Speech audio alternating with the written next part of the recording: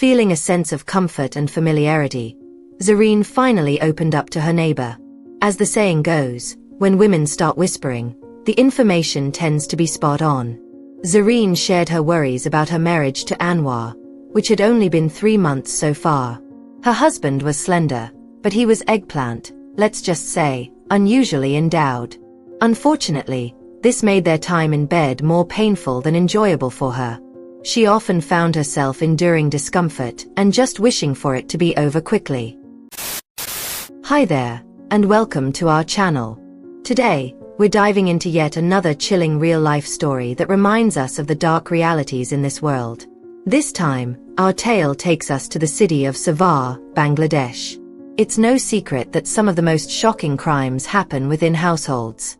The common culprits: money, infidelity, and messy bedroom affairs. In many remote areas, these motives often lead to devastating consequences, even the loss of life. So, what exactly happened in this case? Stay with us as we uncover the full story and explore all its twists and turns. Let's dive in.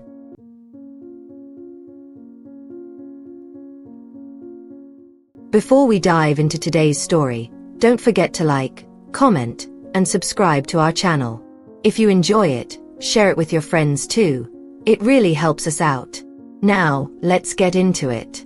This story revolves around a seemingly happy couple, but beneath the surface lies a secret that Zareen, the wife, has been quietly struggling with. Zareen, born in 1992 in Gazipur, Bangladesh, eventually moved to Tongi City, where she worked for a private bank. She loved swimming, listening to music, and spending time with her friends. Her job often brought her into contact with a leasing company, where she met Anwar, a collector. Over 8 months, their professional exchanges turned into something deeper, and they officially started dating. Despite Anwar's rugged appearance, he was kind, loving, and incredibly romantic. Zareen, on the other hand, enjoyed being pampered and loved the attention he gave her. Although she knew Anwar came from modest beginnings, his home was a simple wooden house inherited from his parents. She was smitten. When he proposed in March 2018, she said yes without hesitation. They tied the knot shortly after, with Zareen at 25 and Anwar at 30. Out of love for his wife, Anwar asked Zareen to leave her job after their wedding. He didn't want her going to the office where men might flirt with her. They moved into his parents' house, just the two of them, as his mother and father had passed away. In the beginning, married life seemed smooth. But after a few months, Zareen found herself restless at home with nothing to do while Anwar worked all day. To keep her occupied, they decided to open a small grocery store at home. Zareen didn't mind. She had helped her mother sell rice as a child, so running a shop felt natural. The store didn't make much money, but it was enough to keep her busy and bring in some income. Enter Lemia, a 46-year-old neighbor who began visiting Zareen's stall regularly. Lemia ran her own business selling women's clothing and costume jewelry door to door. Over time, the two women became close, often sharing stories and gossiping at the stall. As they grew more comfortable, Zareen started opening up about her personal life. She confided in Lemia about her struggles after 3 months of marriage. Her husband, Anwar, was thin but eggplant, let's just say, very well endowed. This made their time in the bedroom more painful than pleasurable for Zareen. She often found herself enduring the experience, just wanting it to end quickly. Lemia, ever the resourceful friend, suggested practicing with small, slippery objects to get used to it. Zareen admitted she had tried, but every time Anwar initiated intimacy, the pain was still unbearable. People say skinny guys are big, Lemia mused. And fat guys are small, easier for us beginners. She added jokingly that she didn't have first-hand experience with fat men but had heard rumors. Then, she dropped a bolder suggestion. Zareen should consider getting some practice with someone else. Find a big guy, Lemia said, half teasing. Get to know him, maybe even have a one-night stand just for fun. You'd gain some experience, but don't let Anwar find out. Think of it as preparation for dealing with your eggplant, monster-sized husband. Although the idea Mrs. Lemia suggested scared Zareen, it also piqued her curiosity. Maybe, just maybe, it could be the solution to her struggles with Anwar.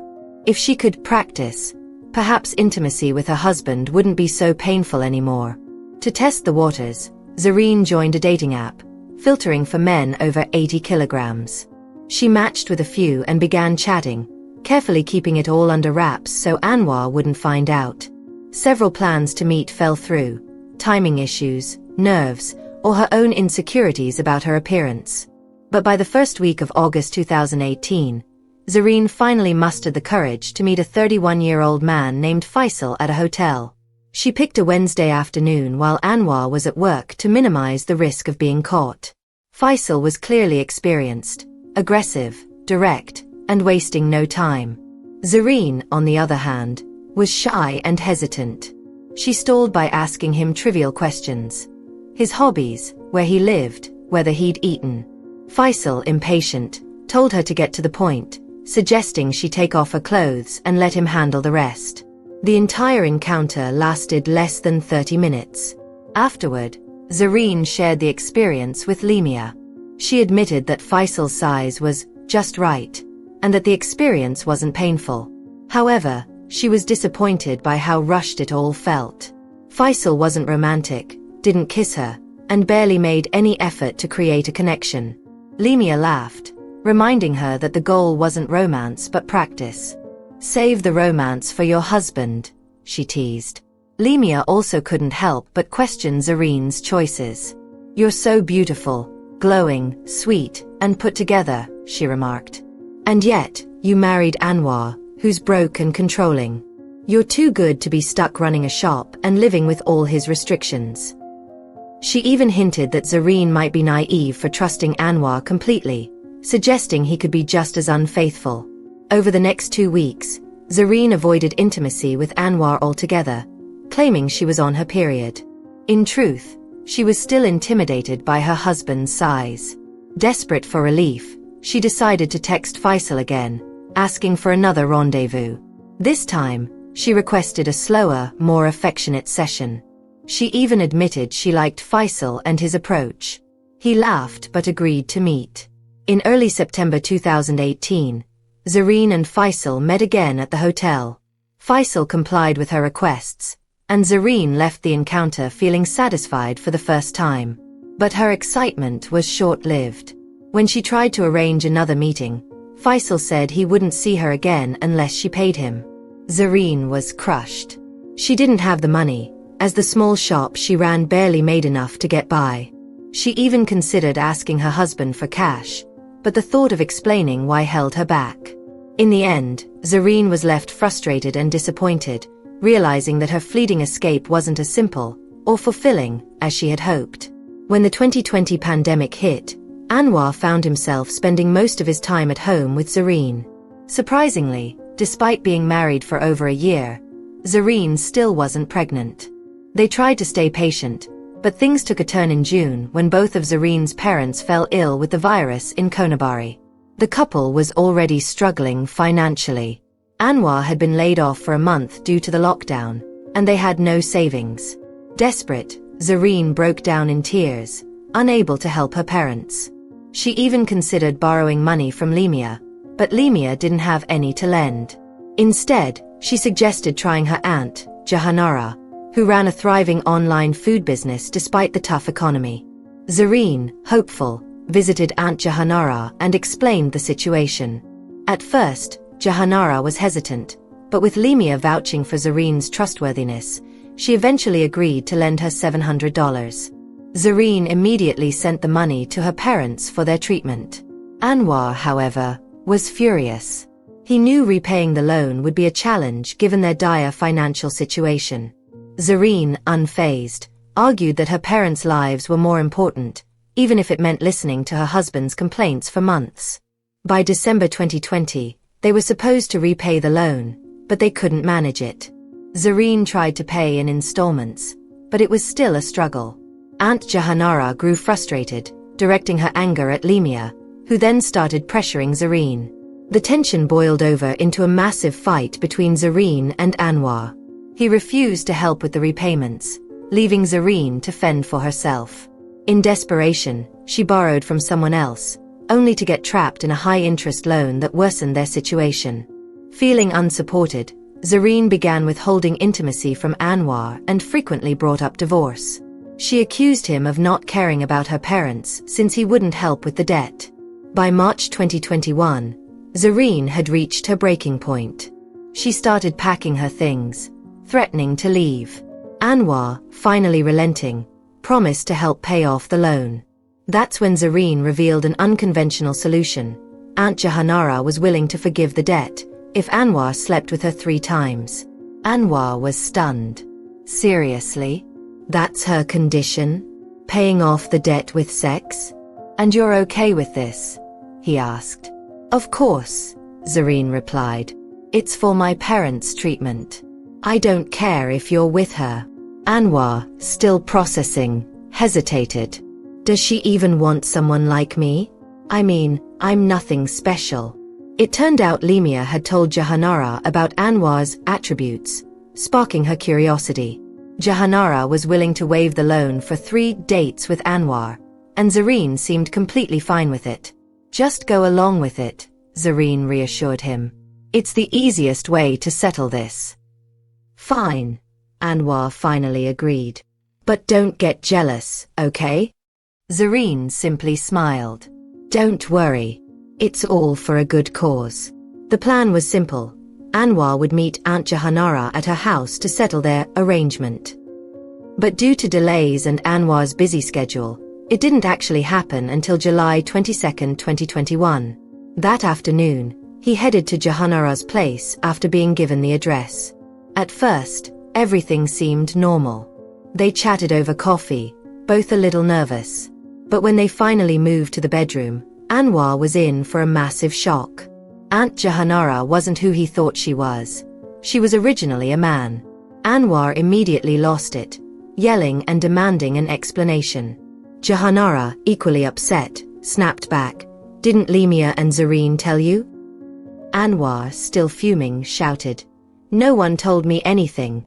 Trying to salvage the situation, Jahanara said. Well, do you want to go through with it or not? If not, you'll have to pay me back everything right now. Anwar, stunned, confused and furious, bolted out of the house, leaving Jahanara seething. When he got home, Zareen wasn't there. He stormed over to Lemia's house, demanding to know where his wife was. But Lemia claimed she didn't know. That's when Anwar exploded. Lemia, Jahanara is a guy. You didn't tell me, and neither did Zareen. Lemia shrugged. I thought Zareen told you. Didn't she? Furious, Anwar stormed back home and started calling Zareen. Her phone was off. Desperate, he asked some neighbors hanging out nearby if they'd seen her. They told him Zareen had left with another neighbor, a motorcycle taxi driver named Noman. Soon after, Noman approached Anwar and admitted he had dropped Zareen off at a hotel with a heavy-set man. Without wasting a moment, Anwar headed straight to the hotel. However, the receptionist refused to reveal which room Zareen was in. So, he waited in the parking lot until nightfall. At 9 p.m., Zareen finally emerged from the hotel, arm in arm with a stocky man. Anwar lost it.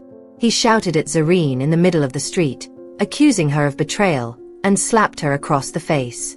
I was told to sleep with a transgender person for your debts, and this is what you do. He then turned on the stocky man, punching him in the face and escalating to grabbing a rock. Anwar repeatedly struck the man, even as he lay bleeding on the ground. Bystanders tried to stop him, but it was too late. The man was rushed to the hospital but passed away 4 hours later. Anwar was immediately arrested. During the trial, Zareen confessed that the man from the hotel was a 26-year-old named Saif from Konabari. She admitted they had met 5 times over the past 4 months, purely for consensual hookups arranged through a dating app. Saif's parents, devastated by the loss of their son, demanded justice, insisting both Anwar and Zareen face severe punishment. In court, Anwar's lawyer painted a grim picture of the couple's deteriorating relationship. Their lives had spiraled into chaos due to crushing debts and pressure from loan sharks. This desperation had led to the bizarre arrangement with Aunt Jahanara, a deal that fell apart when Anwar discovered Jahanara was a transgender woman who hadn't undergone full transition surgery. It was later revealed that Zareen had known about Jahanara's identity all along but was too afraid to tell Anwar. She feared he'd refuse the deal, leaving them unable to pay their debts. Zareen had hoped that once Anwar met Jahanara, he might be swayed by her looks and go through with it anyway. But that gamble had failed, setting off a chain of events that ended in tragedy. Anwar was furious. He refused outright to satisfy Aunt Jahanara, debts or not, and stormed out of her house. But instead of going home, he ended up at the Jasmine Hotel, taken there by the same motorcycle taxi driver who had dropped off Zareen earlier. According to Zareen, her marriage to Anwar had been a struggle in the bedroom. His size made intimacy painful and unbearable for her. Desperate for relief, she turned to dating apps and found Faisal, who introduced her to the idea of intimacy without pain. This opened the door to her meeting Saif, who, unlike Faisal, wanted nothing more than a no-strings-attached relationship built purely on mutual enjoyment. That night, Zareen had planned to meet Saif at the hotel, believing Anwar would be tied up for hours with Aunt Jahanara. Little did she know, her husband was waiting in the hotel parking lot, seething with rage as the events of the day unfolded. Anwar later confessed that he could never forgive Zareen. Two things pushed him over the edge that night. First, being asked to sleep with Aunt Jahanara, who turned out to be a man, and second, discovering his wife's infidelity. What hurt him most was Zareen's admission that her search for other men stemmed from her dissatisfaction with his size. Zareen, however, defended her actions, claiming her motive was to train herself to one day enjoy intimacy with her husband. She insisted she still loved Anwar deeply and had only acted out of desperation. Whether she was naive or simply putting on an act, her testimony drew awkward chuckles in the courtroom. Anwar, still bitter, tried to file a lawsuit against Lemia, accusing her of encouraging Zareen to seek out other men. But Lemia denied responsibility, claiming she merely gave advice and never pressured Zareen to do anything. She's old enough to make her own decisions, Lemia argued. What she did is on her. On December 16, 2021, the Savar City High Court delivered its verdict. Anwar was found guilty of assault leading to Saif's death and sentenced to 25 years in prison. Zareen was also held accountable for misconduct and received a 6-month sentence. Lemia, Jahanara, and Faisal, while present as witnesses, were acquitted of any wrongdoing. After her release in June 2022, Zareen's parents pushed her to divorce Anwar. They couldn't forgive him for his lack of support when they had desperately needed money for medical treatment. By September 2022, the divorce was finalized. Zareen moved on, while Anwar remained behind bars, serving out his sentence. What lessons can we learn from this story?